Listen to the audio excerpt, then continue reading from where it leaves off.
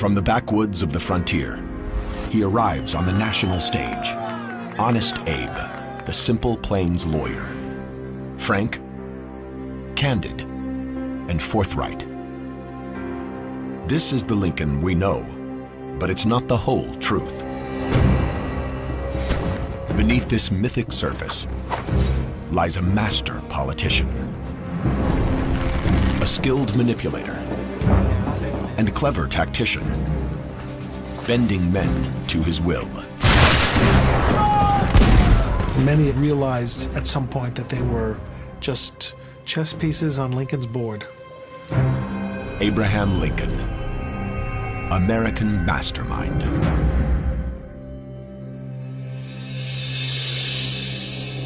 Every American schoolchild knows his image. The frontier roots, towering height, and honest reputation are all legendary.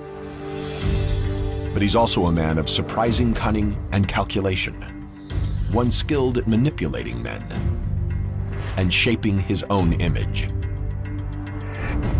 Without these talents, he would never have been elected president. Winter, 1860. Lincoln is a prominent lawyer in the town of Springfield, Illinois. He holds no political office, yet audaciously seeks the biggest prize of all, the White House. Gaining his party's nomination won't be easy. Compared to his rivals, he's seen as a political featherweight. And Lincoln knows that image is everything. And it won't go away. As the clerk of a troubled store, he earned the nickname Honest Abe by repaying his creditors instead of hiding from them. Now, he cleverly exploits this reputation by presenting himself as a simple man of integrity. Songs are even composed praising his honesty. Though the image was built on truth, it was by no means the whole truth. I guarantee you, those who knew Lincoln best never called him Honest Abe or Old Abe. So Lincoln was a very shrewd manufacturer of his public image. People knew Lincoln as a small-town lawyer, but in his youth, he'd occasionally split a fence rail or two. How do you package someone like that? Well, you package him by going back to his roots on the farm and asserting that Abe Lincoln is simply a good-hearted man straight from the land, a rail splitter. Which was a much more politically potent image than Lincoln the railroad lawyer, which is in fact how he'd made his living. To drive home the point, his supporters drag fence rails into the convention hall. Even though Lincoln finds the image undignified, he plays along. The Republican Party prints thousands of rail splitter leaflets and distributes them throughout the country. Lincoln becomes a household name. Lincoln had an instinctive grasp of how to sell himself, and it was something that evolved and grew and became more sophisticated as Lincoln himself did. Lincoln's powers of manipulation are evident early in his life. He first learns to influence people as a young man on the frontier. At age 22, he leaves his family's remote cabin for the town of New Salem, Illinois. Here, he faces a tough crowd. The Clary's Grove boys in New Salem were the local ruffians. They were up to all kinds of mischief. They were the hellraisers of the frontier.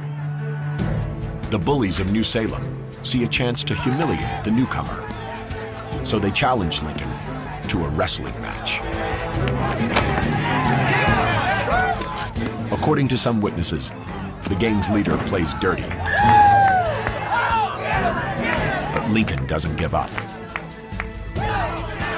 His willingness to stand and fight has a profound impact on the Clary's Grove boys. Lincoln, far from further aggravating the opinion of this local gang, actually won their admiration. And it's the first great indication of the persuasive power that Lincoln had with people. He loses the match, but learns an important lesson. Turning one's rivals into allies has its rewards. They helped him win elections. They went out and voted for him at elections and promoted his candidacy in other villages and helped him to win his first election to the legislature. In 1837, at age 28, he first arrives in Springfield, Illinois, and casts his spell over voters and juries alike. But the younger Lincoln doesn't limit himself to the high-minded rhetoric that will make him famous. He excelled at slicing up his political opponents with sarcasm. The problem was he learned fairly early on that sarcasm makes you as many enemies as it does friends. Lincoln's sharp wit eventually gets him into trouble. He publicly ridicules a politician named James Shields, calling him a fool and a liar. In response, Shields challenges him to a duel. Lincoln will not be dubbed a coward, but he faces a real threat to his life. So he manipulates the situation by laying down the terms. For their weapons, Lincoln skips the customary pistols and instead chooses swords. The reason soon becomes clear. Before the duel began, Lincoln emphasized his long reach by taking his saber, his sword, reaching up and slicing off a branch of a willow tree above him and giving Shields an idea of how long his arms were and what he might do to him in the course of the duel. Lincoln also demands they place a board between them that neither can cross. This gives Lincoln, with his long limbs, a natural advantage. The two men soon reach a peaceful agreement, and the duel is called off.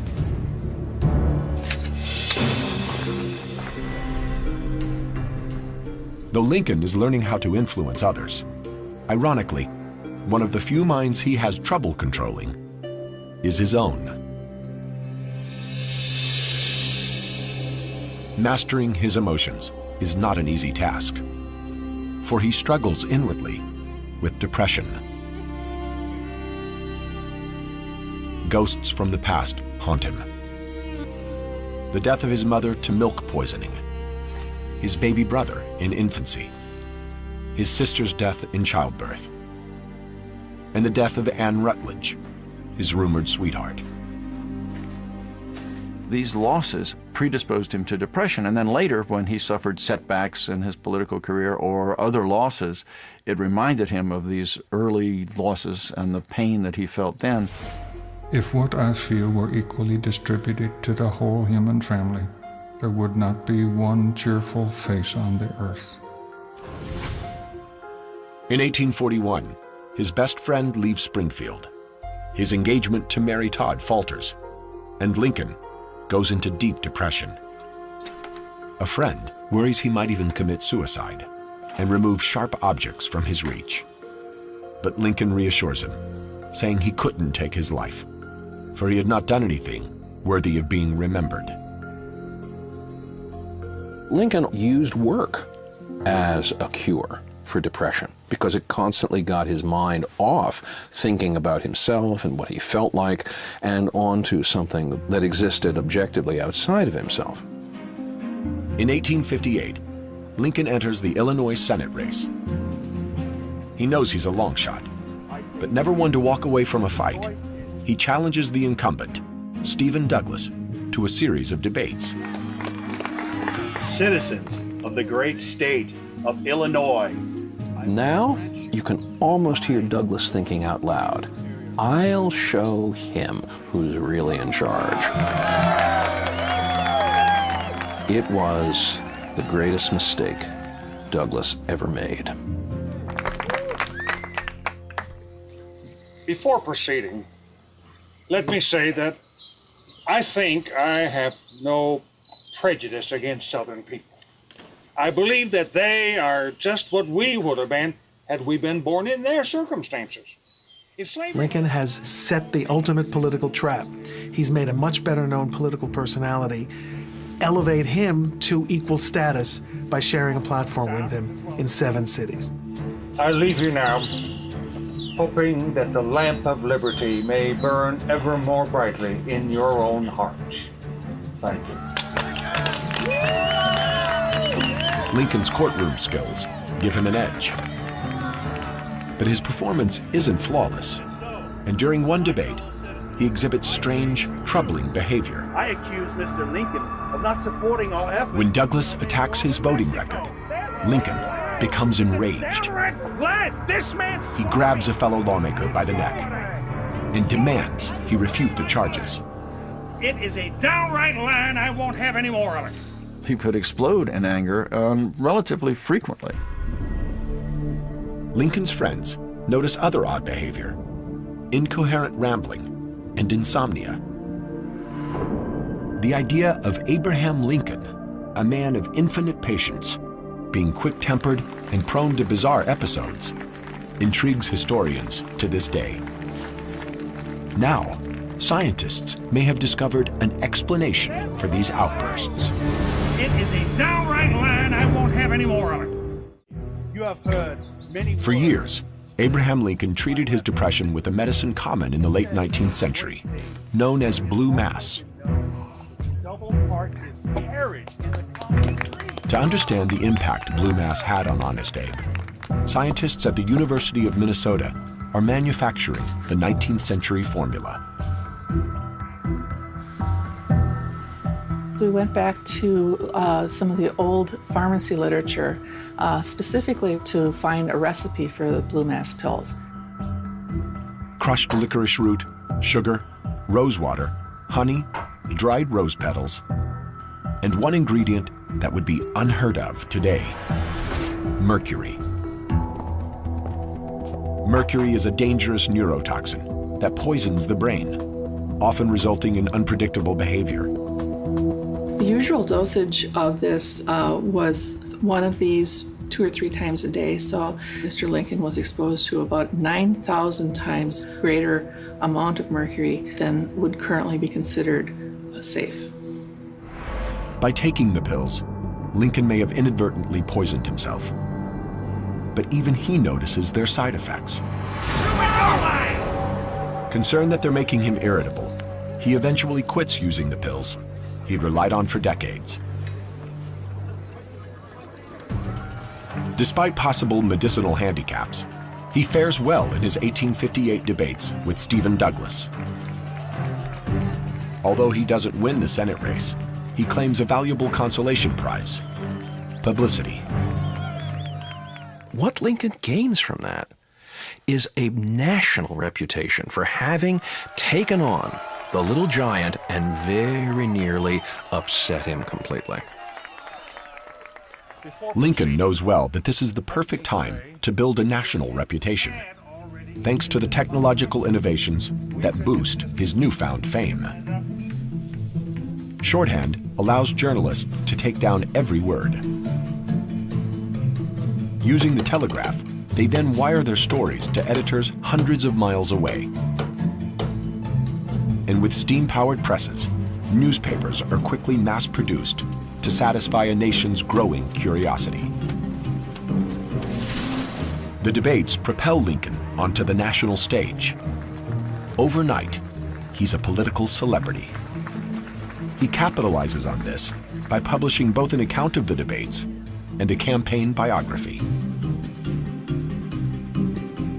Then, at the 1860 presidential convention, he steps back and lets his handlers loose on the delegates. They use counterfeit tickets to flood the gallery with supporters and negotiate backroom deals that all but secure him the nomination. He was able afterwards to say, I didn't actually sign off on any of these deals, so his hands were clean, but that sounds a little bit like plausible deniability. In a stunning demonstration of political brilliance, Lincoln, a virtual nobody just 3 years before, emerges victorious. His honest reputation and savvy campaign staff help him clinch the Republican nomination. But when his team shows off a portrait at the convention, the response is unexpected. apparently all the cheering stopped instantly, as if the sound had been turned off in a movie theater. And everybody was just, what's that? Is that the guy we just nominated? And they took the picture out. They said they never saw a picture have such a terrible effect on a crowd. In some photos, he looks more like a crazed wild man than a presidential candidate, a fact not lost on Lincoln. But Lincoln is quick to turn a weakness into a strength. Though photography in 1860 is in its embryonic stages, he soon realizes the power of this new medium. He stops by the studio of famed photographer Matthew Brady. So many of the early photographs focused on those imperfections and those creases and molds and lines and all of that. Brady moved the camera back to emphasize Lincoln's physique and his stature. And then at the last minute, he says to Lincoln, "Would you mind pulling your collar up?"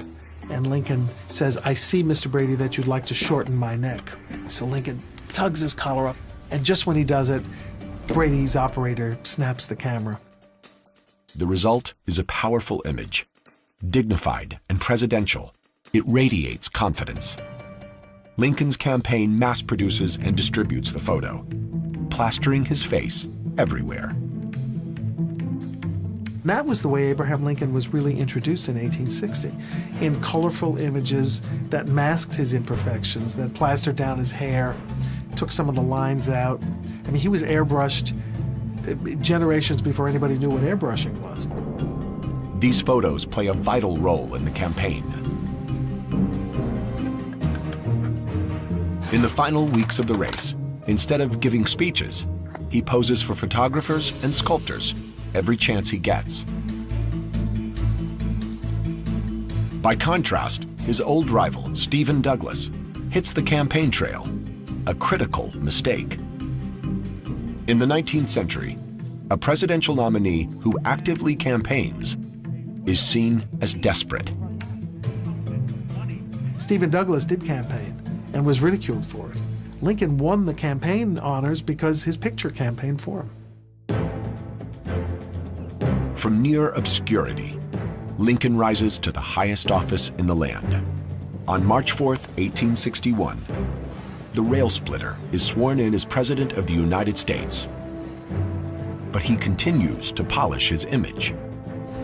It's no accident that Lincoln has over 130 pictures taken, far more than most public figures of his era. After he's elected president, he adds the finishing touch, a beard to hide his rough features. His handlers have recommended this for months. But being a savvy politician, Lincoln attributes his new whiskers to advice from a young fan. If you will let your whiskers grow, you would look a great deal better, for your face is so thin. All the ladies like whiskers, and they would tease their husbands to vote for you. But crafting a public persona is a double-edged sword. The press can easily damage his reputation. And during his inaugural train ride from Springfield to the Capitol, they get their chance. The closer he got to Washington, the more ugly rumors began to accumulate that a plot against his life was afoot. By the time that he had reached Philadelphia, discussions about this plot were reaching a fever pitch. The famous detective, Alan Pinkerton, urges him to keep a low profile, but Lincoln wants to avoid the appearance of cowardice. However, the danger is very real. To arrive at the Capitol, Lincoln will have to switch trains in Baltimore, a hotbed of Southern sympathy. It's the perfect ambush point. Well, at that moment of transition, Lincoln would be quite vulnerable to some kind of riot, a mob, an assassin. Lincoln learns of a conspiracy to kill him while he changes trains. He's reluctant to alter his schedule, but his advisors are persistent. Finally, Lincoln was persuaded to take a night train under cover of darkness and an assumed name. Lincoln decides on a covert mission, one involving deception, secret agents, and a dangerous gamble. During his inaugural train voyage, Lincoln weighs rumors he'll be assassinated while switching trains in Baltimore. It was a volatile city, and there were very few friends of Abraham Lincoln in Baltimore. So in Pennsylvania, he abandons his inaugural schedule. Instead, he'll take a series of secret night trains. On to Philadelphia. Nearing Baltimore, he and his bodyguard meet up with Detective Alan Pinkerton. Lincoln skips his usual top hat in favor of a soft cap and shawl. He's even offered a weapon, but refuses it. Instead, he follows Pinkerton into a waiting carriage to pass the hours. Just before their train is scheduled to depart, they meet up with a woman pretending to be Lincoln's sister. In fact, she's also a Pinkerton detective, tasked with securing their bunks. Finally, the conductor is given a package and told to rush it to Washington. Little does he realize, the real package is the president-elect. Lincoln arrives in Washington, physically unharmed, but wounded politically. The newspapers fell on this like vultures. They ridiculed Lincoln. What did Lincoln think he was afraid of? What a scaredy cat. The damage to his reputation is worse than he'd anticipated. Vicious cartoons mock his behavior and disguise. Some even show him dressed in woman's clothes. It was at that point that Lincoln resolved in his own mind that never again would he allow himself to be frightened into doing something silly by threats of assassination. Public sentiment is everything. With public sentiment, nothing can fail. Without it, nothing can succeed. Although Lincoln's been attacked by the papers, he realizes how much he needs them. In fact, he goes out of his way to embrace the press. Lincoln enjoyed the newspapers. He also understood their power for shaping public opinion, and he manipulated them with as much cleverness as he manipulated members of Congress. Lincoln makes friends with reporters and editors. He hangs out at newspaper offices. Occasionally, he even ghostwrites editorials. After delivering a speech in Springfield, he not only gives a copy to a journalist, but follows him back to the office to check the final article for errors. When he becomes president, Lincoln makes a shrewd decision. To this point, new administrations had singled out their favorite paper to act as a mouthpiece. Lincoln skips this tradition and establishes a White House press corps. He will let them fight amongst themselves for scraps of information and favor from him. He's a master at using subtle influence to control fellow politicians, and he needs to. For many party leaders underestimate him. They fear he's nothing more than an uneducated frontiersman. I don't know where the mistakes are. That made Lincoln successful in November, but it also fed the uncertainties, the doubts, even the enmities of some of his fellow Republican politicians. Many fought him for the nomination and still feel the sting of defeat. Instead of ignoring these rivals, Lincoln disarms them with a brilliant tactic. He invites them to serve in his cabinet. One of the reasons Lincoln did this was because he knew that in order to unify the party, he had to have all factions represented, the radicals, the conservatives, the moderates, and it showed a lot of self-confidence on Lincoln's part because he knew that people regarded him as infinitely inferior to them and infinitely less worthy of being president. Two of Lincoln's appointments are especially headstrong. Secretary of the Treasury Salmon Chase and Secretary of State William Seward. Seward doesn't think much of Lincoln and says so openly. Extremely disappointed. Disappointed? You're disappointed? Seward erupted in anger and said, I, who have founded the Republican Party, who have been its intellectual head for years, have had to be passed over by this backwoods lawyer from Illinois. Disappointed. But as much as he can't stand Lincoln, Seward despises Salmon Chase even more. When he hears his arch rival has also been appointed to the cabinet, Outlined in this memo. he's so upset, he submits his resignation. But Lincoln doesn't accept it. Mr. Seward, you're a man of talent and ability. Instead, he turns Seward into one of his closest allies. I ask you to take this position because I need that ability. Lincoln very gently but very firmly put him in his place, and as a result, Seward worked very closely with Lincoln, and they became very close friends. Lincoln's subtle influence keeps his cabinet in line, but his powers of manipulation are tested by a greater challenge: civil war.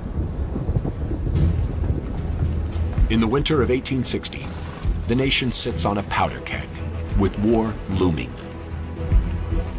Many doubt Lincoln can handle this tense situation. His critics, once again, underestimate the man. As early as his inaugural address, Lincoln is already stacking the deck in his favor.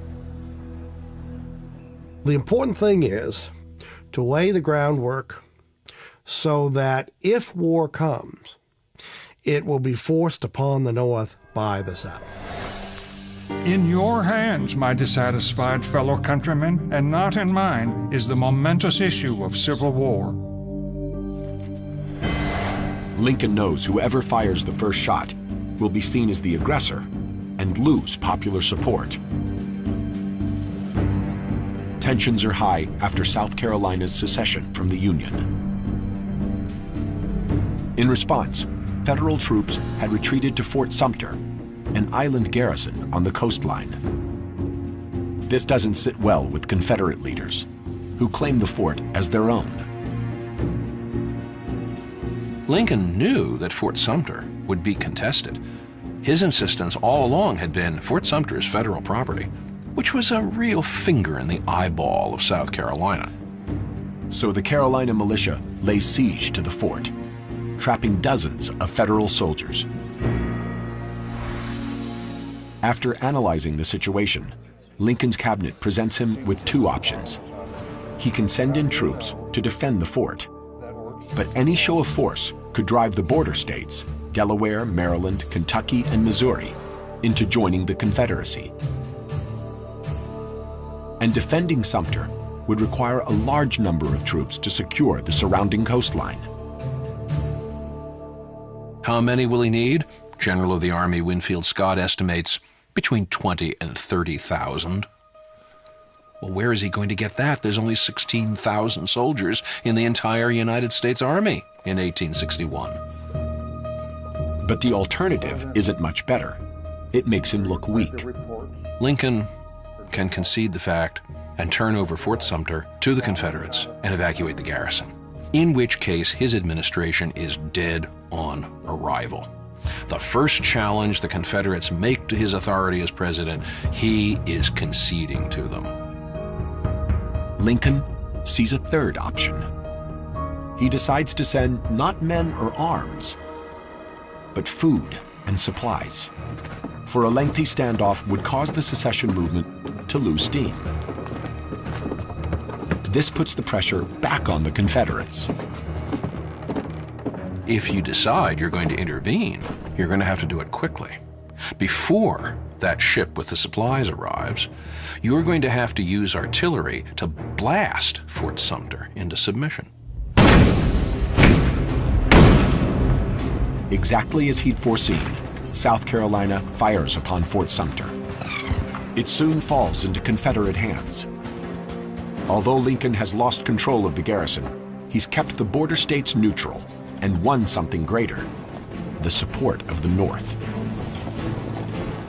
When Lincoln issued a call for 75,000 volunteers, he was swamped. Far more than 75,000 people responded. But getting his military to act is more difficult than he realizes. Lincoln's authority is questioned by his commanders, especially General George McClellan. Early in the war, Lincoln had promoted McClellan to lead his armies. Their relationship started off well, but quickly soured. McClellan took a demoralized, defeated Union army, whipped it into shape, restored its morale, equipped it and trained it and supplied it well, but then had no nerve to actually use it in a fight. McClellan's reluctance to engage the enemy tries Lincoln's patience. For months, he urges the general to be more aggressive. Even after a hard-fought victory at the Battle of Antietam, McClellan refuses to pursue Lee's army. Instead, he blames the delay on his tired cavalry. Lincoln telegraphed back, "What have your horses been doing lately that fatigues anything?" Instead of heeding Lincoln's pleas, McClellan repeatedly snubs the president. Lincoln would go visit him, and he wouldn't bother to get out of bed. He would say he was busy with breakfast. Time and again, McClellan treated Lincoln with abject contempt. Many politicians wouldn't stand for this, but Lincoln favors logic over emotion. He controls his temper and removes his ego from the equation. Lincoln wouldn't take things personally and was therefore able to keep the North united, to keep the Republican Party united, and that unity was the secret to Northern success. Lincoln is a master at pulling strings behind the scenes. But to preserve the Union, he feels compelled to step out from behind the curtain. In 1862, his desire to take control leads him to do something that shocks his advisors. The president takes personal command of his armies in the field. Spring 1862. The war is going badly for President Lincoln.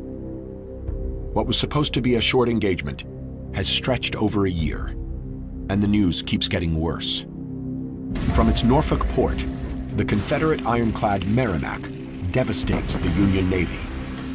Lincoln, seeing no other option, takes the unprecedented action of personally commanding troops in the field.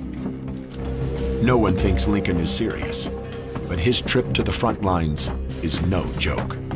Lincoln is willing to micromanage the smallest detail if he has to.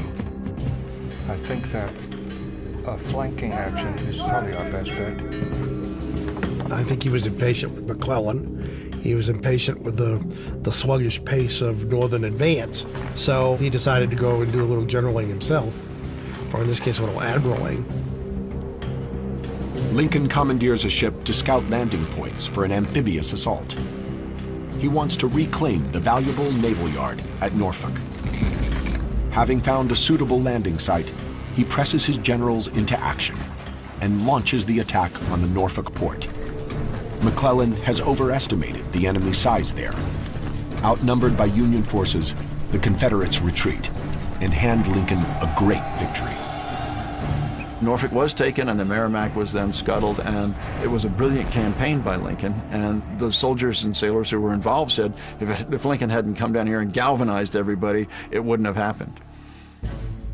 Lincoln, the political mastermind, has now added military strategist to his portfolio. But his senior officers are appalled by his lack of training. His Southern foes are highly skilled in battle tactics.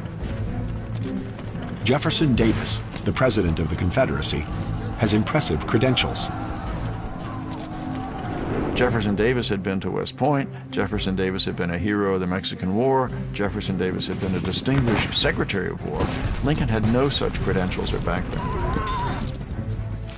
Early in the war, Lincoln realizes he lacks knowledge in military strategy. So he turns to the same place he learned to practice law, the pages of books. He went to the Library of Congress and ordered books. He read them, and suddenly he knew as much about war strategy as anybody who had gone to West Point. Having done his homework, Lincoln is eager to put his knowledge to use.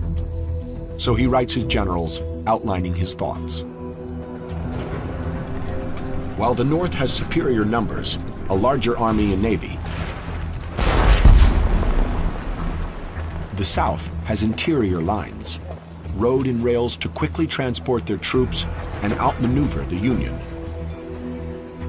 Lincoln weighs these strengths and then suggests a course of action. We must fail unless we can find some way to making our advantage an overmatch for his. This can only be done by menacing him with superior forces at different points at the same time. By attacking from both the east and west, Lincoln can prevent the Confederates from simply shifting their forces. However sound his strategy, Lincoln struggles to convince his generals.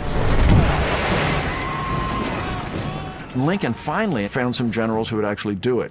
And when Grant and Sherman and Sheridan and Thomas then start putting the pressure on all fronts, Lincoln says, well, finally, that advice that I've been trying to get my generals to adopt for the past 2.5 years is being taken. By 1864, the country is soaked in the blood of its soldiers, blue and gray. By war's end, nearly 620,000 men are dead. After years of fighting, Lincoln is under incredible pressure to justify the terrible sacrifice and bloodshed. On one side, he has abolitionists clamoring to give the war a moral purpose. But Lincoln worries what freeing the slaves might do to his army. His generals advise against it. General McClellan is telling Lincoln in no uncertain terms that white men will not fight to free black men, that if you turn this into a war about the Negro slave, then Northern armies will dissolve overnight. Lincoln faces a dilemma. He needs the manpower black soldiers can provide, but risks losing the white soldiers if he frees the slaves. So he's careful not to reveal his intentions. While he's publicly denying that he has any intention of moving on emancipation, privately he in fact is writing a draft of the Emancipation Proclamation. Lincoln waits for a Union victory before proceeding. And when he finally makes the announcement, he emphasizes the practical benefits. The proclamation only frees slaves in Confederate states. It reduces the Southern workforce and adds 200,000 black recruits to Union ranks. At the same time, Lincoln begins to cast the bloodshed in a new light. He persuaded people that there was a secondary cause to the war, that union meant liberty, that liberty would preserve the Union. It was intertwined. Every man has a right to be equal with every other man. In this great struggle, this form of government and every form of human right is endangered if our enemies succeed. Overnight, Lincoln redefined the war. No longer is it a war about states' rights. It becomes a war for human rights. Lincoln's shrewd mind infuses the war with a new purpose. As the fighting intensifies, he continues to be a hands-on commander-in-chief. But Lincoln's lack of experience occasionally shows through. And when the fighting reaches Washington's borders, he makes a critical blunder. July 11, 1864. A Confederate raiding party sneaks to the outskirts of Washington. At Fort Stevens, they engage Union forces.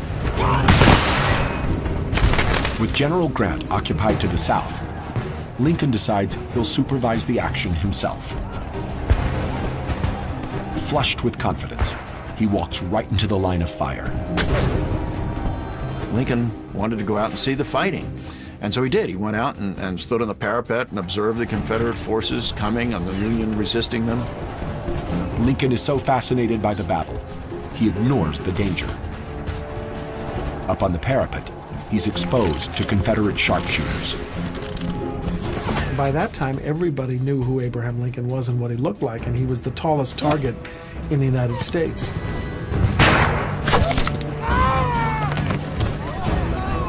Despite the mounting casualties, Lincoln continues to stand his ground.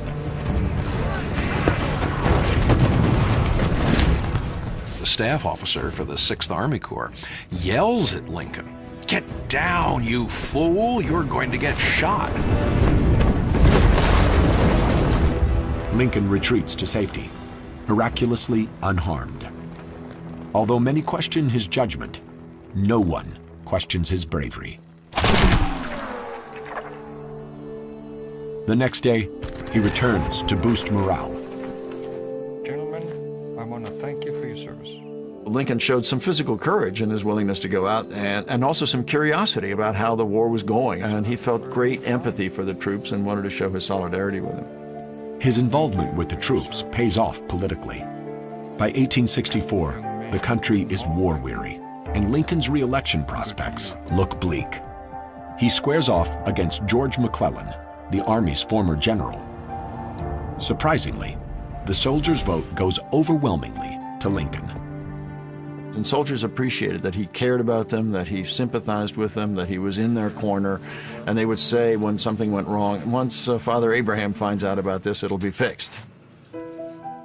Lincoln lives up to his fatherly image. He identifies with the troops because he shares a humble background with them.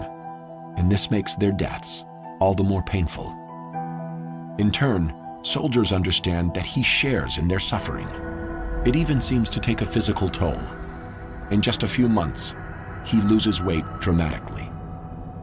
He looked like someone who had internalized all the carnage and suffering of the war inside himself. He looked like death warmed over.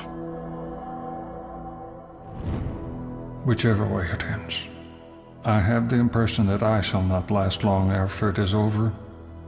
The springs of life are wearing away. Lincoln senses that he has little time left, and in his last few months, uses his persuasive powers to their full extent. He knows that the Emancipation Proclamation could be overturned, so he permanently bans slavery with a constitutional amendment. By one means and another, people who had previously opposed the 13th Amendment decided to stand back or to vote in favor of it, and the man operating the controls behind the curtain was that rough, intelligent farmer, Abraham Lincoln. But Lincoln's days are numbered. On April 14, 1865, an assassin ends his life. After his death, the image Lincoln helped create rises to take his place. Well, the rail splitter Lincoln is much closer to our idea of rough-hewn, muscular, frontier democracy. It's a very appealing image. It brings him closer to us. But the real Lincoln remains elusive, for he's shrewder, craftier, more manipulative than the myths portray. With an invisible hand, he bent men to his will, and did it so well that only now are we coming to understand his methods. For Lincoln's greatest trick was hiding his talents, disguising himself as a simple, unassuming man from the plains. Lincoln knew how to use both the intelligence and the conclusions people were coming to when they met him. He knew that they were underestimating him, and he let them.